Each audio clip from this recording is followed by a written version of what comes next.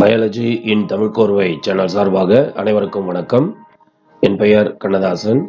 In this video, I am going to present the concept post-fertilization structure and events. After fertilization in a flower, an angiosperm flower, what are the changes take place in the flower? That is what today I am going to teach you. Before we enter into this video, if you like this video, press the like button, share this video to your friends, comment on it, subscribe our channel to receive the videos in the future, and press the bell icon to receive the notification of our video. Now let us enter into this video. First change, parts before fertilization on one side, left side, transformation after fertilization, right side. First change, sepals, petals, stamens, style and stigma. You see in the picture, sepals, stamens, petals, style and stigma. Usually, right, not always, usually wither and fall off. Wither and fall off. It is falling away from the ovary, all these structures. That is the meaning of the first point. And second point, ovary become, this is the ovary become the fruit. Ovary become the fruit. And ovule, this is the ovule. Within the ovary, what are present is called as ovule. These are the ovules. The ovules become seed. So ovary become fruit, ovule become seed. Fourth and fifth point, here you see this is the egg. The total structure is embryo sac present within the ovule. Okay, and this is the micropyle and this is the egg cell. On both sides synergids are present. This egg cell after fertilization become zygote and it is diploid in nature. Egg cell is haploid in nature. And the funiculus, right, the funiculus is the stalk of the ovule. This is the stalk of the ovule. The same becomes stalk of the seed. See the stalk of the seed.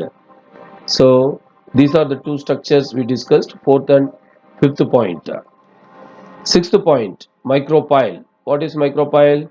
The micropyle is the small opening present here, you see, right? So the integument is not continuous, it is discontinuous at one place, leaving the small space for the entry of pollen tube. So this is the place where the micropyle is present. The micropyle also present in the seed.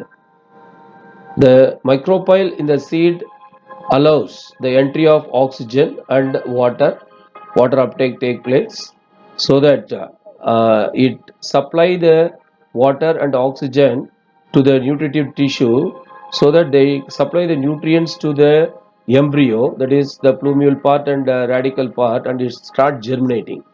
So that is the major role played by the micropyle. So the micropyle is present in the ovule as well as in the seed.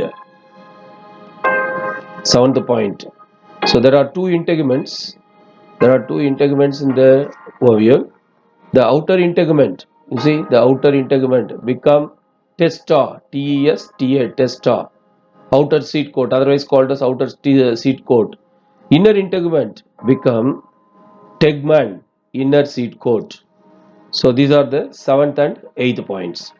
The fate of outer integument and inner integument become outer seed coat and inner seed coat respectively, otherwise called as testa and tegmen. Then this is the secondary nucleus endosperm. Secondary nucleus going to become endosperm. That is the meaning here. Secondary nucleus going to become the endosperm. So what is secondary nucleus? You see here the two nuclei are present at the center at the beginning. Once the fertilization occurs, okay, this the polar nuclei join together and form secondary nucleus. This secondary nucleus join with one more male gamete and become endosperm nucleus, and finally it become endosperm tissue. Endosperm tissue which supply nutrients to the developing embryo. So that is the fate of the secondary nucleus. These take place after fertilization, students.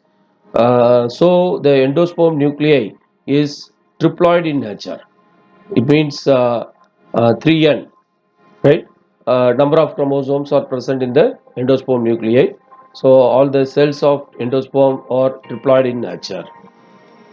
10th point, post fertilization changes. 10th point, nucellus. What happened to the nucellus?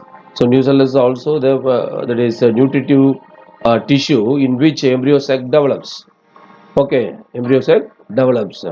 Sometimes the nucellus remains. The remnants of nucellus present in the seed, in some seeds, they are called as, or this structure, or the structure is called as perisperm. You see, this is the perisperm.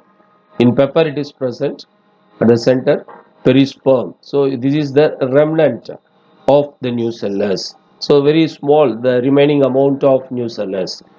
Then you see this side, antipodals towards the chalazal end and towards the micropylar end, the synergids are present.